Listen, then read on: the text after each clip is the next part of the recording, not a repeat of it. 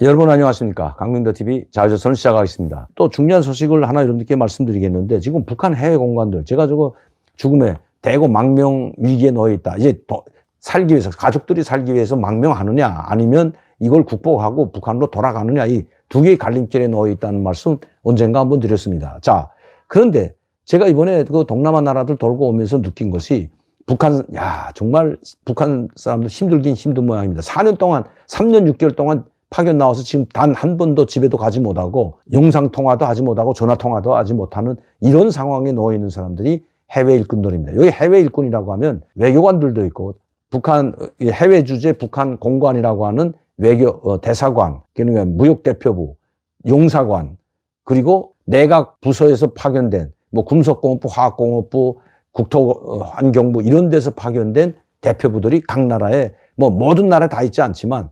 외교부에서 파견한 나라는 약 한 80개 나라에 나가 있고, 무역대표부도 비슷하고요.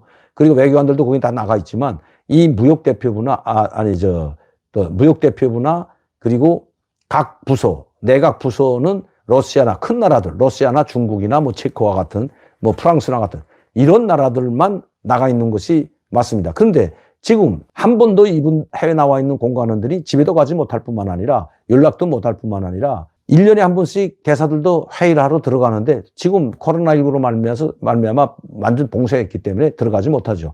제가 여러분들께 말씀드렸잖아요. 심지어 중국 배도 북한 항에 지금도 아직도 입항을 시키지 않고 있다고 합니다. 자, 이런 상황에서 그들이 3년 6개월 동안 지금 생활은 어떻게 할까? 생활이 안 된다는 겁니다. 대사관 운영비도 그렇고 자체를 해결해야 되고, 그리고 공관원들, 대사를 비롯한 모든 공관원들이 겨우 죽지 않을 돈만큼만 들어오고 나머지는 알아서 해결해야 된답니다. 자, 그런데 그것도 또 좀 낫다는 거죠. 이런 4월 15일이나 2월 16일 명절과 같은 때에는 중앙에서, 노동당에서 이 조용원이가 조직을 하고 있죠. 이 아참장이 조용원이가 각 대사관들의, 각 무역대표부들의, 또 건설 현장 노동자들의 책임진 이 단체들의 충성의 자금 조달 지시를 내린다고 합니다. 이번에도 충성의 자금 조달 지시가 내려왔다고 합니다. 생활도 안 되고 생활비도 안 되고, 그때는 그래도 북한에도 한 번씩 왔다 갔다 하고 기차가 다니든지, 아니면 북한에서 왔다 갔다 하는 그런 뭐 출장도 북한에 다시 들어갔다 오든지, 또 나오는 사람들 있으면 부탁을 해가지고 북한의 뭐 특산물이라고 하는 뭐 인삼이라든가 홍삼이라든가 북한 유명한 술이라든가 아니면 고급 담배라든가 뭐 이런 것들을 가지고 나와서 장마당에서 좀 팔아가지고 근근히 생활을 해왔는데, 지금 그것이 전혀 끊긴 상황에서 그들이 상당히 어렵게 살고 있다는 것이 거기선 소식입니다. 그리고 제가 이번에 나가서 봤는데도 마찬가지입니다. 물론 식당도 좀 하고 있는 뭐 베트남이나 이런 뭐 인도네시아 이런 데는 북한 식당들도 있지만, 이미 유엔 제재 때문에 웬만큼 북한하고 가까지 않은 나라들은 다 철수를 했거든요. 미얀마에서도 철수하고 인도네시아에서도 철수하고, 뭐 베트남에는 아직 있죠. 베트남이나 중국에는 아직 북한 식당들이 있습니다. 그런데 재미있는 것은 한국 사람들이 안 가면, 또 그 주재원이라든가 관광객들이 베트남에 있는 북한 식당에 가지 않으면 그 식당이 운영이 되질 않는다고 합니다. 그리고 예전에는 한국 사람들을 받지 말라고 해서 뭐 어떻게 안 받을 수가 없는 거죠.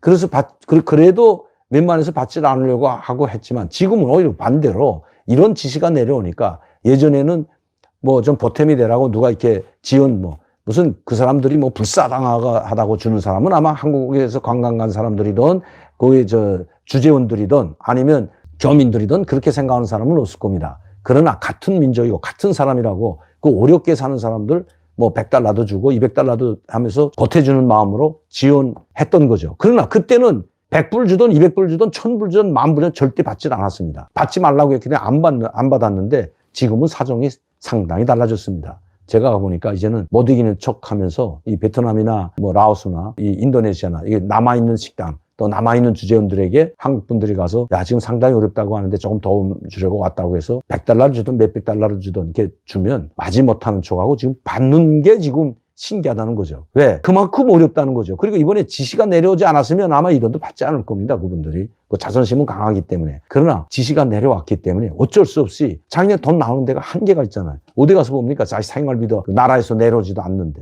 그러니까 그 돈을 받는 걸 보면서, 참 이게 진짜 어렵구나. 근데 그 어려움을 아마 김정은 위원장에게는 그런 어려움까지 보고를 안 할 겁니다. 단 누가 차단하냐? 외교부에서는 차단을 하지 않죠. 외무성에서 차단하게 되면 그 책임을 외무성이 다 져야 되기 때문에 조선 노동당 조직 지도부가 모든 걸 거기서 차단하는 거죠. 장군님께 군심을 끼친다고 하면서. 그게 누굴까요? 바로 조영원입니다. 그러니까 모든 지금 불만은 조영원한 데 쏠려 있을 뿐만 아니라 북한에서 온 소식이라면 김정은 위원장은 그렇게까지 심각한 줄 모르고 있다는 겁니다. 오늘 이 방송을 통해서 김정은 위원장에게 이런 내용이 지금 얼마나 심각하게 살아가는지, 정말 밥도 제대로 먹지 못하는 외교관들, 무역일꾼들, 용사관 일꾼들이 있다는 것 김정은 위원장이 알아야 된다는 겁니다. 그걸 다 깔고 앉아서 무마시키는 사람이 바로 조영원이기 때문입니다.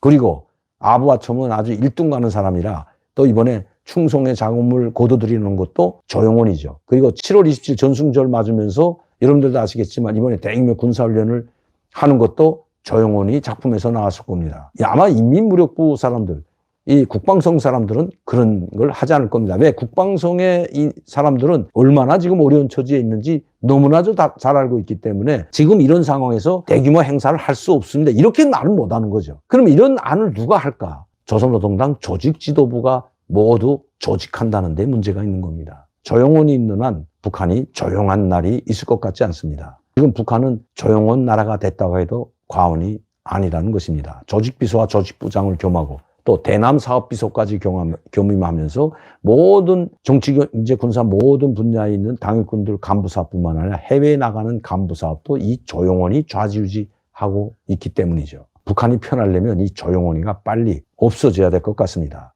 북한에서 한때 김정은 위원장이 트럼프 대통령과 만났을 때 이런 제안을 했죠. 아니 노동신문에도 나왔던 겁니다. 볼턴 보좌관에 대해서 혹독한 비판을 싣고 볼턴 보좌관 때문에 모든 일이 틀어지고 볼턴 보좌관이 있는 한 미북 관계, 즉 북미 관계는 해결되지 않을 것이다. 당장 저자를 교체하라고 했던 것이 바로 북한입니다. 그 트럼프 대통령은 수용해줬죠. 볼턴 2019년 2월 하노이 회담 결렬되자 미국에 돌아가자마자 볼턴 해임했습니다. 지금 마찬가지인 겁니다. 김정은 위원장이 그나마 북한 주민들을 좀 편안하게 해주려면 이 사실을, 북한의 내부 상황을 그대로 김정은 위원장에 보고해 줄 수 있는 그런 사람이 조직비서 제2인자가 돼야 된다는 것입니다. 내가 뭐 김정은 위원장 생각해서 그러는 건 아니고 북한 주민들이 너무 불쌍해서 그러는 거죠. 그들은 정말 이제 생사의 갈림길에 서 있다고 해도 과언이 아닙니다. 특히 해외에 나와 있는 외교관들, 무역일꾼들, 또 건설대표단, 건설 노동자들 뿐만 아니라 그걸 책임지고 있는 사람들, 이 모든 사람들이